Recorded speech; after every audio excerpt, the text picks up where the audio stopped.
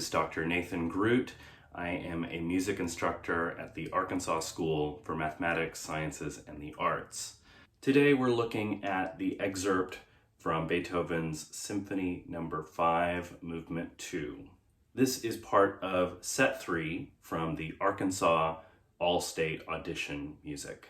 Beethoven's Symphony No. 5 is one of the most performed works for symphony orchestra. This particular excerpt is not only included in Set 3 of the All-State Auditions, but is also a common excerpt for symphony orchestra auditions. So learning it here can be useful for a lot of reasons. Number one, you will be learning it for the audition for All-State.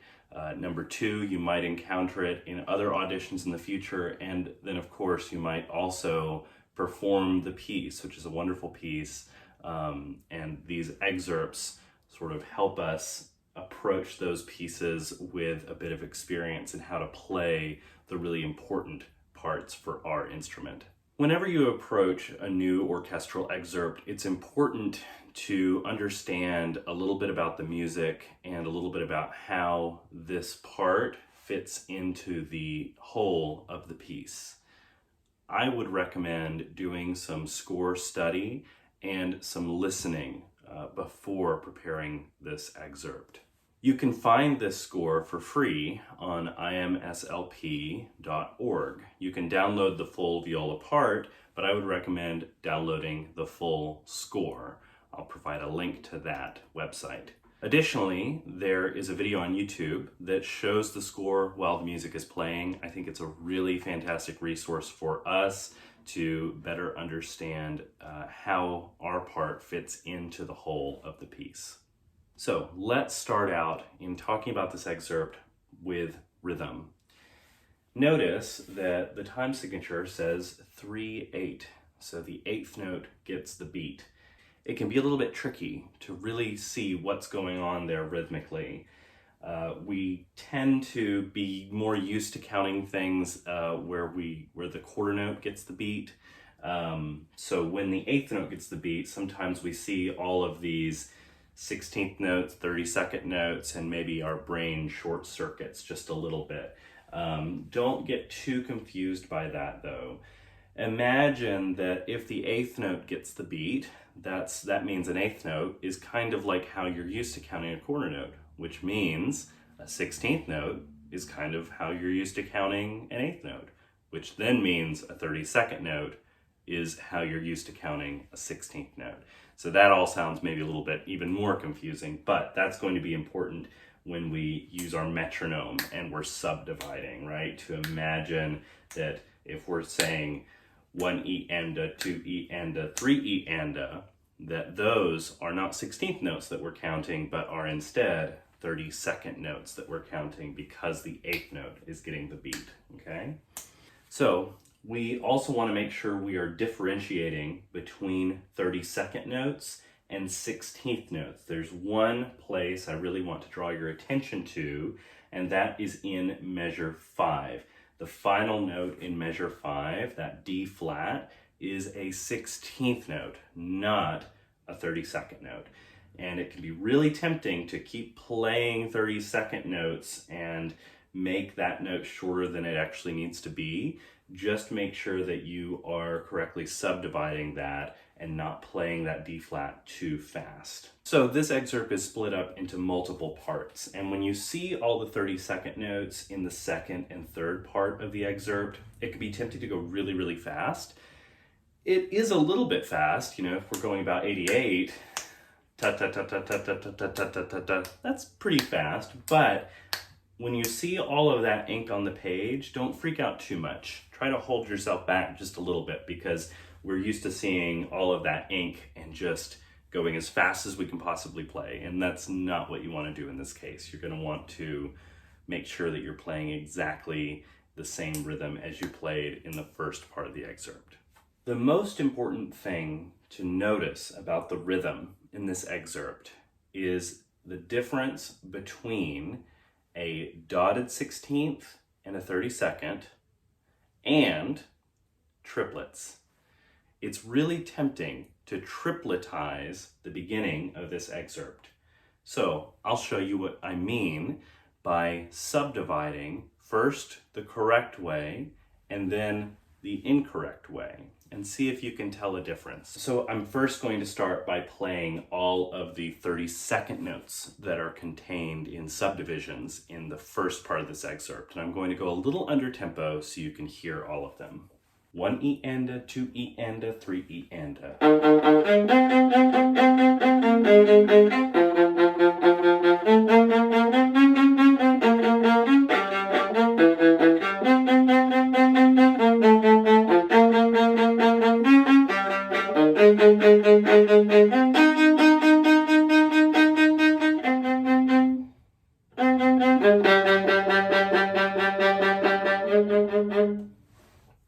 Okay, so that's the correct version with the correct subdivisions.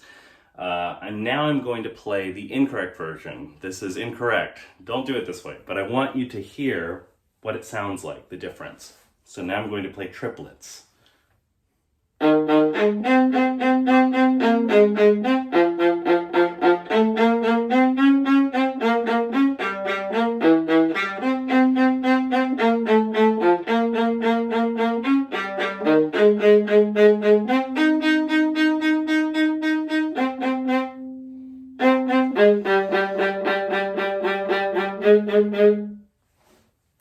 Hear the difference? So what happens is when we are playing this, that subdivision, we need that to be going on in our mind. You can really ingrain that by practicing with a metronome subdividing. Most metronomes will do it. You're going to want to select 16th notes probably, so every time you have a beat, you have 4. Ta ta ta ta ta ta ta ta ta ta ta ta ta ta ta ta. That's going to help.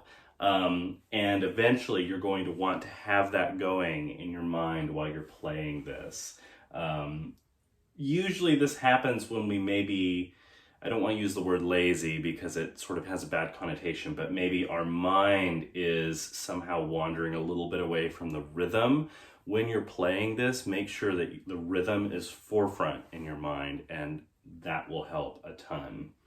Another aspect of this opening that you're really going to want to focus on is the phrasing, and this is actually going to help with the rhythm, believe it or not.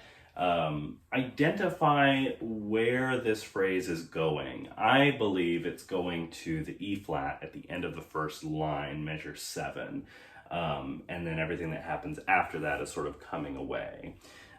So that means that all of those little subdivisions that are contained within all those notes are just going to be leading to that E flat. That's going to help prevent you from slowing down, and it's also going to give that phrase some direction. So that's going to really set your audition apart from someone else's if you go in and have beautiful phrasing and really make it super clear what you're doing musically. You may have noticed that I started with a down bow. You don't have to start with a down bow. I just like to because it works out. Ultimately, you're going to want measure 7, that forte, to be a down bow.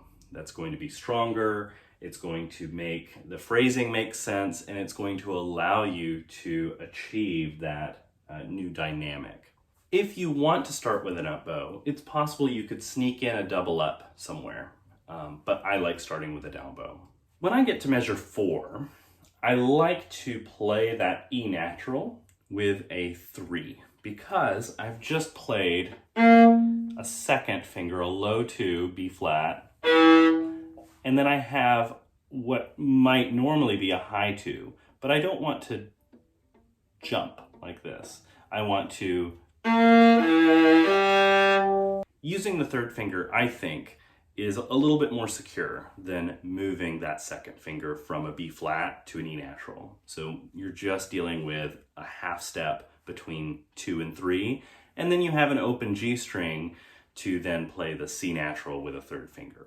At the very end, I like to do this in third position, but you definitely don't need to. You could do it all on the G string. The only problem with doing it on the G string is that important forte note.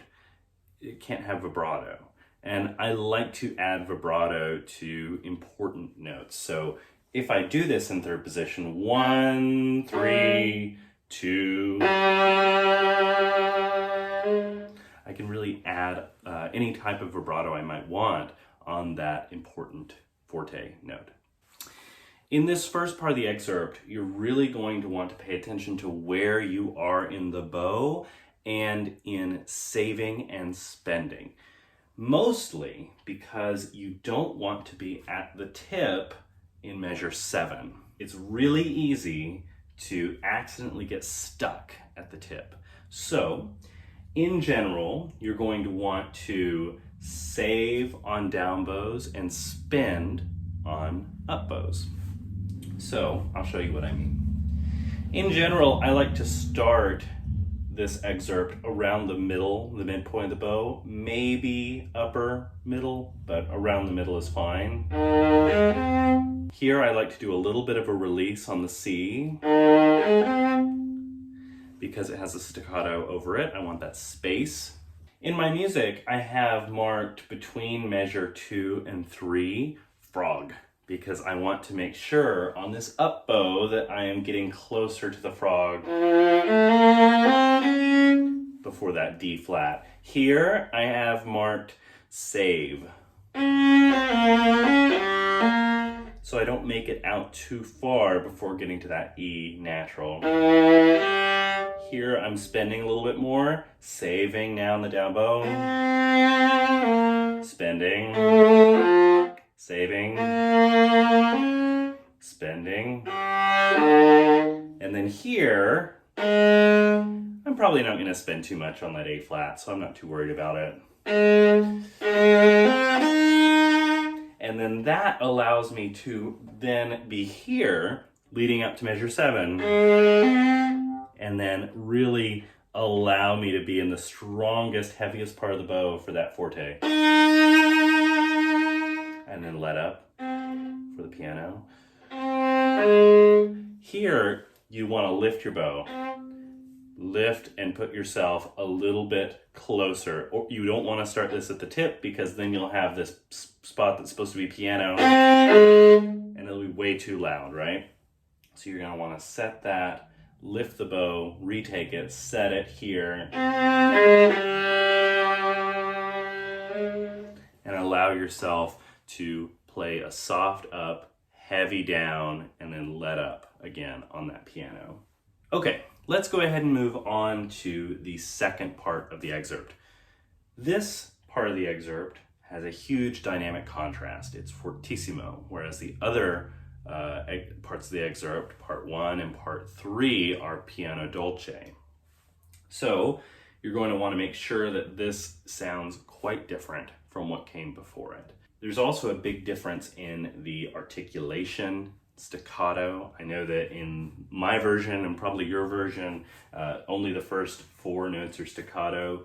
It's assumed that that staccato just continues. So when you're practicing this second part of the excerpt, even at a very slow tempo, you really want to avoid using too much bow. You want to be a little bit lower in the bow, around the balance point is ideal.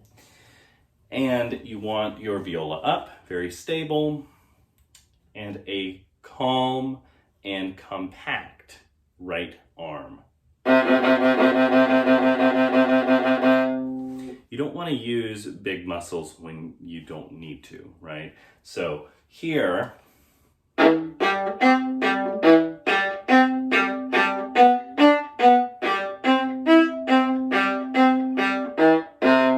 not going to want to play, for example, like this. Because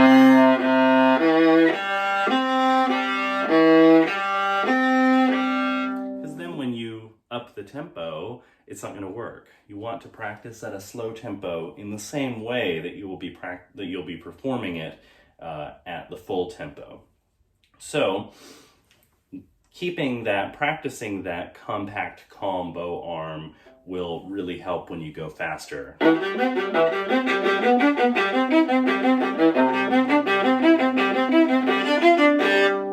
Here we have our sforzandos.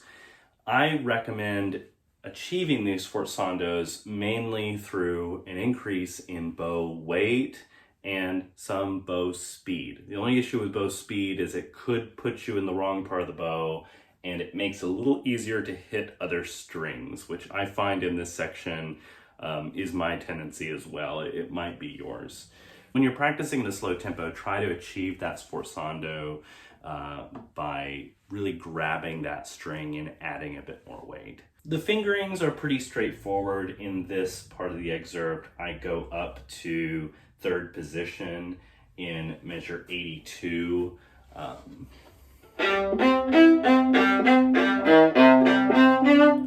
And go down for a 2 in first position for the E natural. You may prefer to just stay in first position and deal with the string crossings. This fingering might work well for you, it might not. So just a little caveat there. Definitely use fourth fingers where you can.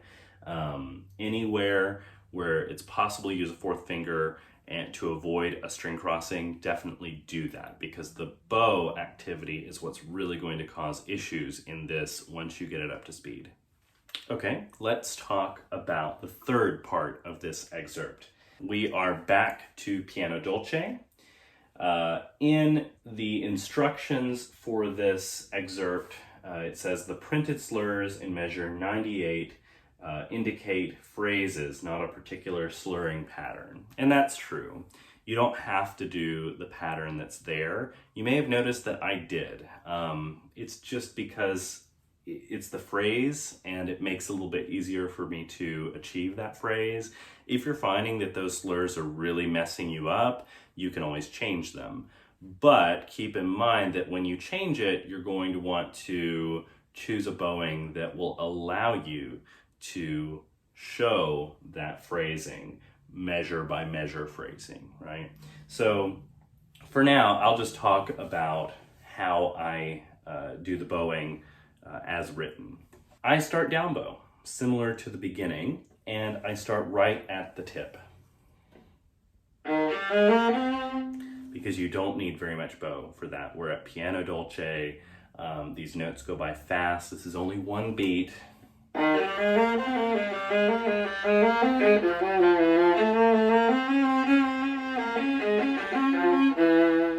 These string crossings in this part of the excerpt with the slurs, try your best to move as little as possible. Try to even hear at slow tempos a slight double stop. If you hear a slight double stop, that means that you are really moving very little and also very smoothly. You want that string crossing not to be a hard angle, but a very smooth arc. It can be helpful to practice this as just open strings. So your bow is doing exactly what it would do normally, but your left hand is just not doing anything at all. That allows you to really focus on what the bow is doing. The string crossings are particularly tricky in measures 103 and 104.